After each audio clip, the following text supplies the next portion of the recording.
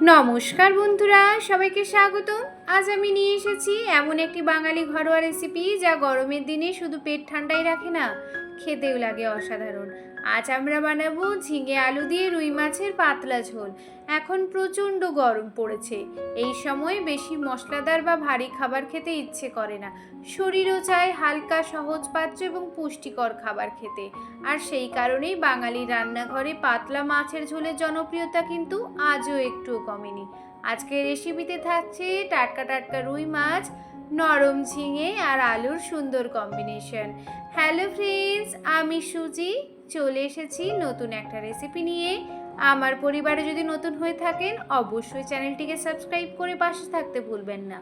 আজ এই রেসিপিটি খুব কম মশলায়, খুব সহজ পদ্ধতিতে আমরা এমন একটা ঝোল তৈরি করব যার স্বাদ হবে একদম মায়ের হাতে রান্নার মতো। ভিডিওটি শেষ পর্যন্ত দেখার অনুরোধ রইল। চলুন তাহলে রেসিপিটি শুরু করে ফেলি। বাজার থেকে টাটকা রুই মাছ নিয়ে এসেছি। আমি এখানে 1 কিলো মতো রুই মাছ নিয়েছিলাম। তার মধ্যে 4 পিস রুই মাছ নিয়ে নিলাম আলাদা করে। এটাকে লবণ আর হলুদ আর সর্ষের তেল দিয়ে ভালো করে 2 পিঠ ম্যারিনেট করে নেব। ম্যারিনেট করে বেশি সময় রাখতে হবে না, 5 থেকে 10 মিনিট রাখলেই হবে। মাছগুলোকে ম্যারিনেট করে 5 মিনিট রেস্টে রেখে দিলাম। এবার তাহলে সবজিগুলো কাটাকুটি করে নেই। ঝিঙেটার খোসা কিন্তু পুরোপুরি ছাড়াবেন না, ডোরা কাটা করে কিছু অংশ রেখে খোসা ছাড়ান, এতে রান্নার পরে ঝিঙে ভেঙে যাবে না, দেখতেও সুন্দর লাগবে। ঝিঙেকে প্রায় 1.5 থেকে 2 ইঞ্চি লম্বা টুকরো করবেন, খুব পাতলা বা ছোট করে কাটবেন না, কারণ পাতলা ঝোলে রান্না করার সময় ঝিঙে দ্রুত নরম হয়ে যায়। আলু ও মাঝারি মোটা করে লম্বা ফালি বা 4 টুকরো করে কাটতেই পারেন। মাছও ম্যারিনেট হয়ে গেল, সবজিও কাটাকুটি হয়ে গেল। এবার চলো তাহলে কড়াইয়ের দিকে। গ্যাস ওভেনে একটা কড়াই বসিয়ে দিলাম, তার মধ্যে 4 থেকে 5 টেবিল চামচ সর্ষের তেল গরম করতে দিয়ে দিয়েছি। তেল থেকে ধোঁয়া ওঠা পর্যন্ত গরম করে আঁচটাকে মাঝারি করে দিয়েছি। এবার একে একে মাছের টুকরোগুলো ছেড়ে দেব। 2 পাশ হালকা সোনালি হওয়া পর্যন্ত ভেজে নেব। একে একে মাছগুলো ভাজা হোক। এবার আমরা তাহলে মশলাটা রেডি করি। বেশি কিছু মশলা দেব না, আমি এখানে একটা পেঁয়াজ দিয়েছি। পেঁয়াজটা খুব মাঝারি সাইজের নিয়েছি। 2 থেকে 3 কোয়া রসুন দিয়েছি। আর দিয়েছি টমেটো একটা মাঝারি সাইজের। 2টো কাঁচা লঙ্কা, যে যেমন ঝাল খাবেন সেই বুঝে ঝালটা ব্যবহার করবেন।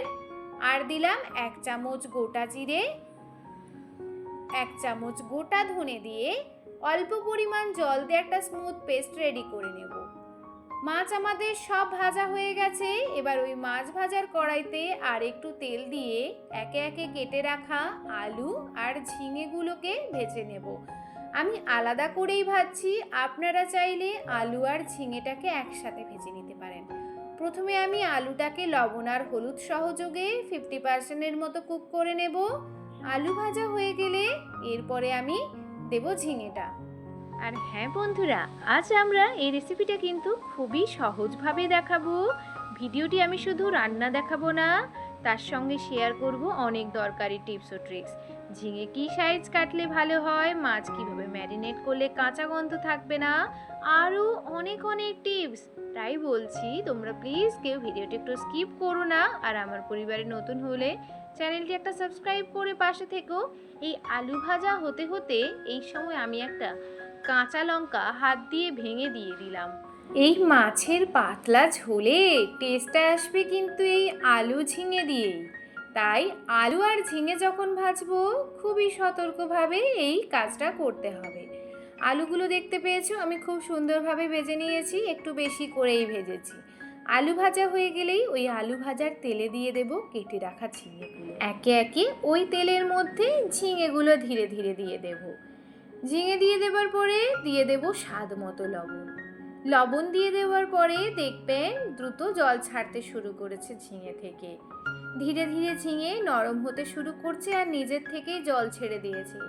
এই সময় কিন্তু বারবার নাড়ার দরকার নেই, মাঝে মাঝে আলতো করে উল্টে পাল্টে দিলেই হবে।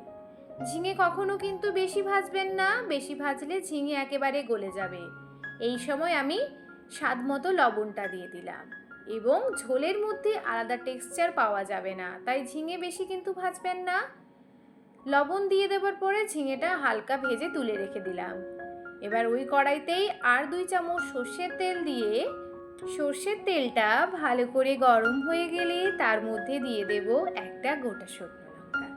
গোটা শুকনো লঙ্কাটা ফ্রাই হয়ে গেলে যখন বুঝবেন একটা সুন্দর গন্ধ ছেড়ে আসছে, তখন দিয়ে দেব গোটা জিরে 1 চামচ। গোটা জিরে আর শুকনো লঙ্কাটা ভাজা ভাজা করে নিলে ফোড়নের একটা সুন্দর গন্ধ ছাড়বে। তখন দিয়ে দেব কেটে রাখা হাফ পেঁয়াজ। ঝিরিঝিরি করে পেঁয়াজটা কেটেছি।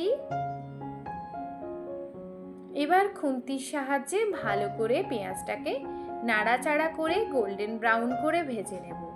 পেঁয়াজ ভাজা হয়ে গেলে যেই মশলার পেস্টটা রেডি করেছিলাম সেই পেস্টটা দিয়ে দেব।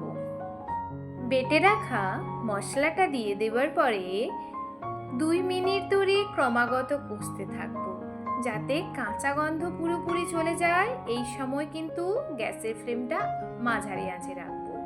বেশি আঁচে মশলা পুড়ে গেলে ঝোলের স্বাদটা কিন্তু নষ্ট হয়ে যেতে পারে।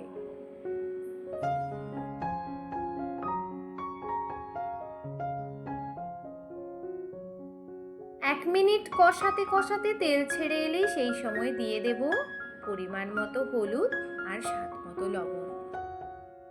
স্বাদ মতো লবণ আর পরিমাণ মতো হলুদ দিয়ে গ্রেভিটার সাথে ভালো করে মিশিয়ে নেব।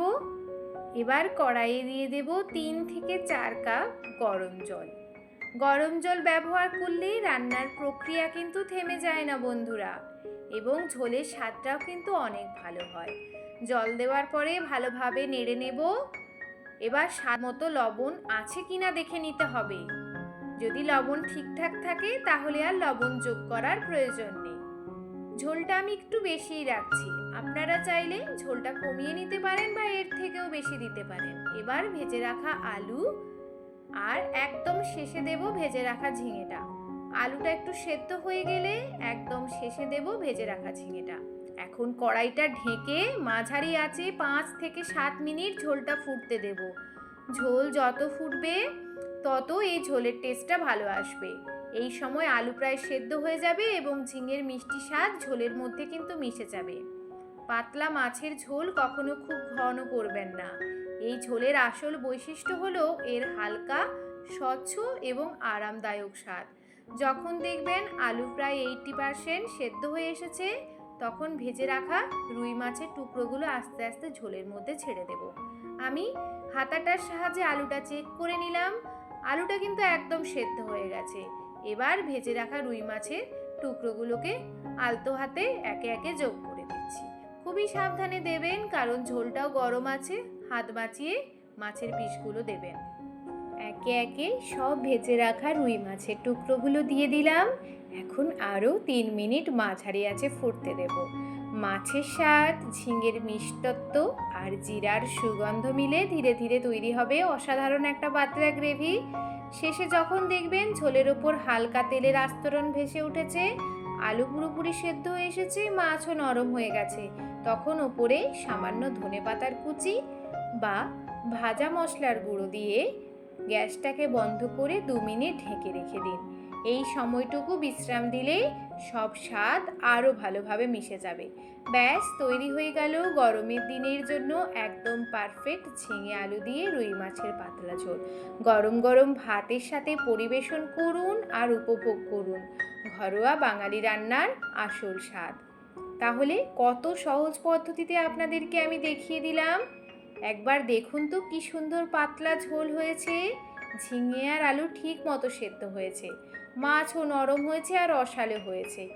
1 প্লেট গরম গরম সাদা ভাতে আমি পরিবেশন করে দিয়েছি। বিশ্বাস করুন, এই প্রচণ্ড গরমে যখন ভারী মশলাদার খাবার খেতে ইচ্ছে করে না, তখন এমন একটা পাতলা মাছের ঝোল শরীর ও মন দুটোই কিন্তু প্রশান্ত করে দেয়। ঝিঙের স্বাভাবিক মিষ্টি স্বাদ আর আলুর নরম টেক্সচার আর রুই মাছের অসাধারণ স্বাদ সব মিলিয়ে কিন্তু একেবারে জমে ক্ষীর বন্ধুরা। এই রান্নার সবচেয়ে বড় বিশেষত্ব হলো খুব কম মশলায় তৈরি। তো আজকের মতো আসি, সবাই ভালো থেকো, সুস্থ থেকো, টাটা।